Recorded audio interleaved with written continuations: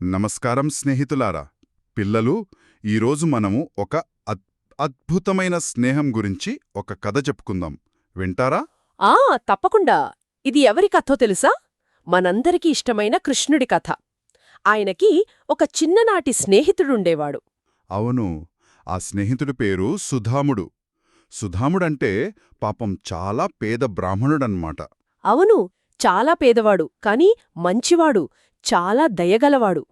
అతనికి తన ఫ్రెండ్ కృష్ణుడంటే అబ్బో చెప్పలేనంత ఇష్టం. చిన్నప్పుడు కృష్ణుడు, సుధాముడు ఇద్దరు కలిసి చదువుకున్నారు.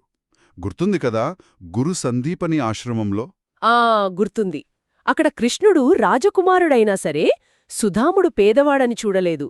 ఇద్దరూ సమానంగా ఉండేవారు. అంతేకాదు, ఎప్పటికీ మంచి ఫ్రెండ్స్గా ఉందామని ప్రామిస్ కూడా చేసుకున్నారంట.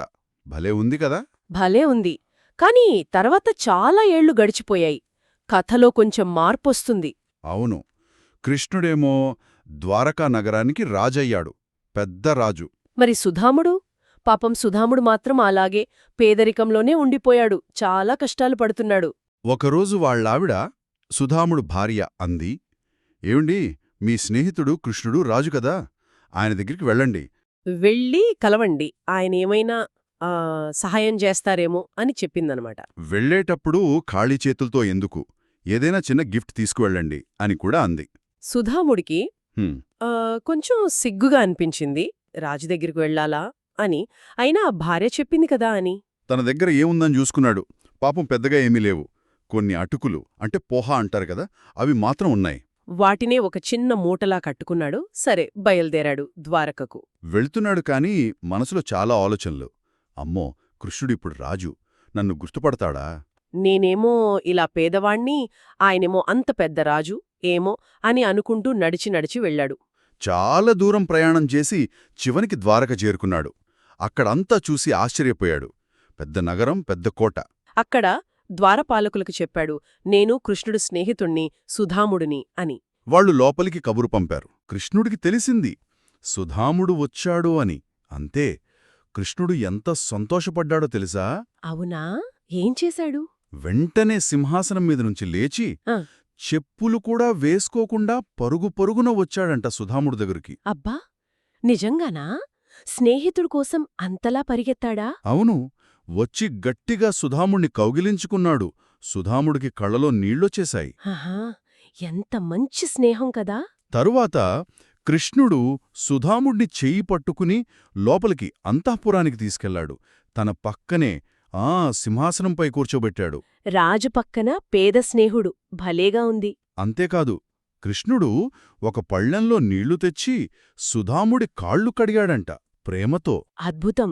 పక్కనే ఉన్న రుక్మిణీదేవి వింజామర తీసుకుని సుధాముడికి విసిరిందంట. ఎంత గౌరవమిచ్చారో చూడండి. అప్పుడు కృష్ణుడడిగాడు, స్నేహితుడా, నాకోసం ఏమీ తేలేదా అని. సుధాముడు ఆ అటుకుల మూట ఇవ్వడానికి సిగ్గుపడుతున్నాడు. పాపం, చిన్నమూట కదా, రాజుకి ఇదేమివ్వాలని అనుకున్నాడేమో. కాని కృష్ణుడు అదే కావాలని అడిగి ఆ మూట విప్పి అందులోంచి కొన్ని అటుకులు తీసుకుని ఎంతో ఇష్టంగా తిన్నాడు. తిని ఏమన్నాడో తెలుసా? స్నేహితుడా, ఇంత ప్రేమతో నువ్వు తెచ్చిన ఈ చిన్న కానుక ఈ ప్రపంచంలో ఉన్న బంగారం అంతటికన్నా విలువైంది నాకు అన్నాడు. అంటే గిఫ్ట్ చిన్నదా పెద్దదా అని కాదు, ఇచ్చేవాళ్ల ప్రేమ ముఖ్యమని కృష్ణుడు చెప్పాడన్మాట. సుధాముడు చాలా సంతోషించాడు. కాని తన కష్టాల గురించి కాని సహాయం కావాలని కాని ఏమీ అడగలేదు. అడగలేదు. కాని కృష్ణుడికి తెలియదా? అన్నీ తెలిసినవాడు కదా.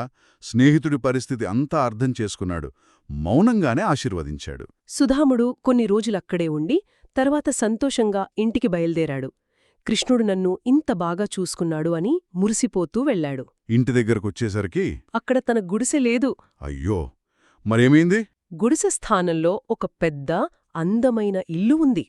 లోపలికి వెళ్తే తన భార్యా పిల్లలు మంచి బట్టలతో సంతోషంగా కనిపించారు. ఇల్లంతా సిరిసంపదలతో నిండిపోయింది. అదంతా కృష్ణుడి మహిమే అన్నమాట. అడగకపోయినా స్నేహితుడికి కావలసినవన్నీ ఇచ్చేశాడు. అవును, అదీ కదా. మరి కృష్ణసుధాముల కథ మనకు ఏం చెప్తోంది? నిజమైన స్నేహమంటే డబ్బులు, గిఫ్ట్లు కాదు కదా. కాదు, ప్రేమ, ఒకరిపై ఒకరికుండే గౌరవం మర్చిపోకుండా ఉండటం అదే నిజమైన స్నేహం. కృష్ణుడు అదే చూపించాడు.